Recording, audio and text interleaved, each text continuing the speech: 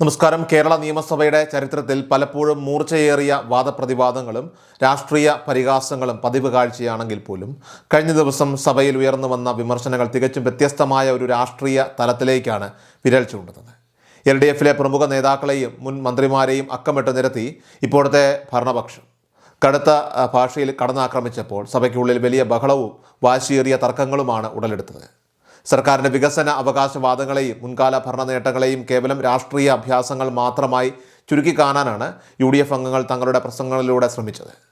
കൃത്യമായ രാഷ്ട്രീയ ലക്ഷ്യത്തോടെയുള്ള ഇത്തരം കടന്നാക്രമണങ്ങൾ സഭാ നടപടികളെ സജീവമാക്കിയതിനൊപ്പം തന്നെ ഭരണ പ്രതിപക്ഷ ചേരികൾ തമ്മിലുള്ള അകലം കൂടുതൽ വർദ്ധിപ്പിക്കുന്നതിനും വരും ദിവസങ്ങളിലെ രാഷ്ട്രീയ ചർച്ചകളെ ചൂടുപിടിപ്പിക്കുന്നതിനും കാരണമായി മാറി. ഈ രാഷ്ട്രീയ അങ്കലാപ്പുകളിൽ ഏറ്റവും കൂടുതൽ ശരങ്ങൾ ചെന്നു തറച്ചത് മുൻ ഗതാഗത മന്ത്രിയും പ്രമുഖ നേതാവുമായ KB ഗണേഷ് കുമാറിന് നേരെയായിരുന്നു.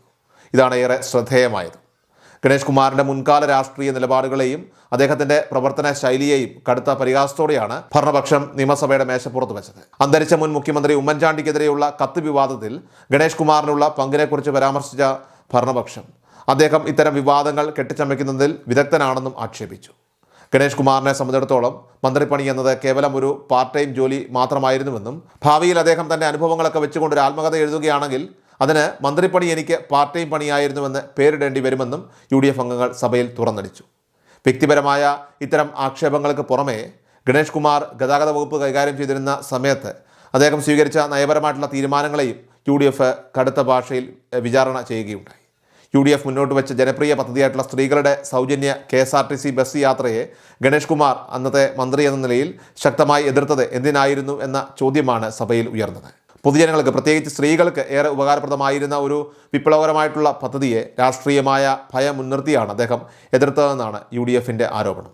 പദ്ധതി നടപ്പിലാക്കിയാൽ ജനങ്ങൾ UDFിനോട് കൂടുതൽ അടുക്കുമെന്ന ഭയമാണ് ഗണേഷ് കുമാറിനെ കടുത്ത എതിർപ്പിലേക്ക് നയിച്ചതെന്നും ജനക്ഷേമ സങ്കല്പങ്ങൾക്ക് വിരുദ്ധമായ നിലപാടാണ് അദ്ദേഹം അന്ന് സ്വീകരിച്ചതെന്നും പുതിയ രാഷ്ട്രീയ വിലയിരുത്തലുകളിലൂടെ UDF അംഗങ്ങൾ സ്ഥാപിക്കാനായിട്ട് ശ്രമിച്ചു. ഗണേഷ് കുമാറിന് പുറമെ മറ്റ് പ്രമുഖ മുൻ മന്ത്രിമാരും ഭരണപക്ഷത്തിൻ്റെ കടുത്ത രാഷ്ട്രീയ വിമർശനങ്ങളിൽ നിന്നും ഒഴിവായില്ല എന്നത് സഭയിലെ തർക്കങ്ങളുടെ ആഴം കൂട്ടുകയാണ്.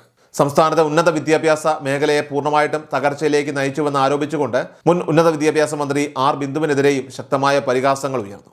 ബിന്ദുവിൽ നിന്നും ബിന്ദുവിലേക്ക് ആടുന്ന ഒരു പെൻഡുലം പോലെയായിരുന്നു ഉന്നത വിദ്യാഭ്യാസ വകുപ്പിൻ്റെ പ്രവൃത്തിയെന്നും ഇതിലൂടെ വിദ്യാർത്ഥികൾക്കോ വിദ്യാഭ്യാസ മേഖലയ്ക്കോ യാതൊരുവിധ ഗുണവും ഉണ്ടായിട്ടില്ലെന്നും അംഗങ്ങൾക്ക് കുറ്റപ്പെടുത്തുകയുണ്ടായി. കൃത്യമായ ദീർഘവീക്ഷണമില്ലാത്ത നയങ്ങളാണ് വിദ്യാഭ്യാസ വകുപ്പ് നടപ്പിലാക്കിയതെന്നും ഇത് കേരളത്തിലെ ക്യാമ്പസുകളുടെ ഗുണനിലവാരത്തെ ദോഷകരമായിട്ട് ബാധിച്ചുവെന്നും UDF അംഗങ്ങൾ സഭയിൽ ആരോപിച്ചു. സഭയിലെ വിഴുപ്പലക്കലുകൾ അവിടെയും തീർന്നില്ല. കന്നുകാലി വികസന മേഖലയിൽ യാതൊരുവിധ സംഭാവനകൾ നൽകാൻ സാധിക്കാത്ത മന്ത്രിയായിരുന്നു ചിഞ്ചു റാണിയെന്നും പരിഹാസ ശബ്ദങ്ങളൊക്കെ തന്നെ ഉയർന്നു കേട്ടു.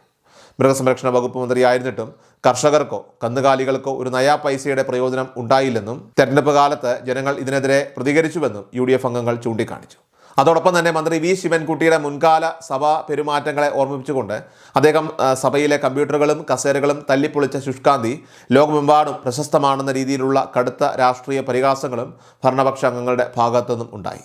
ഇതിനു പുറമെ സംസ്ഥാനത്തെ ഏറ്റവും വലിയ സാമ്പത്തിക പ്രതിസന്ധിക്ക് കാരണം മുൻ ധനകാര്യമന്ത്രി KN ബാലഗോപാലിൻ്റെ തെറ്റായ നയങ്ങളാണെന്ന് ഭരണപക്ഷം ആരോപിച്ചു.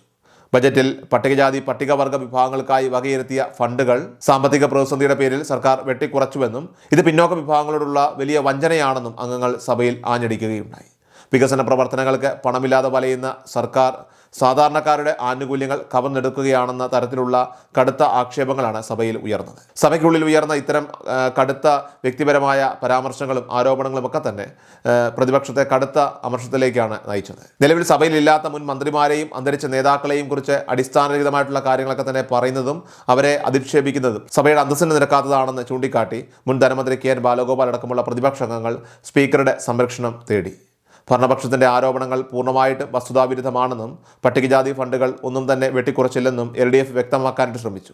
സഭയിലില്ലാത്തവരെക്കുറിച്ചുള്ള പരാമർശങ്ങൾ തടയണമെന്ന് പ്രതിപക്ഷം ആവശ്യപ്പെട്ടതോടെ സഭയിൽ വലിയ ബഹളമുണ്ടാവുകയും തുടർന്ന് സഭാ നടപടികളുടെ റെക്കോർഡുകൾ വിശദമായിട്ട് പരിശോധിക്കാമെന്ന് സ്പീക്കർക്ക് സഭയ്ക്ക് ഉറപ്പ് നൽകേണ്ടി വരികയും ചെയ്തു. മുൻ സർക്കാരിൻ്റെ വികസന അവകാശവാദങ്ങളെയും അതോടൊപ്പം തന്നെ രാഷ്ട്രീയ പ്രതിച്ഛായയും ജനമധ്യത്തിൽ തകർക്കുക എന്ന ലക്ഷ്യത്തോടെ ഇപ്പോഴത്തെ സർക്കാർ നടത്തിയ ഈ നീക്കം അത് സഭയ്ക്കുള്ളിൽ വലിയ തരംഗമാണ് ഉണ്ടാക്കിയിരിക്കുന്നത്.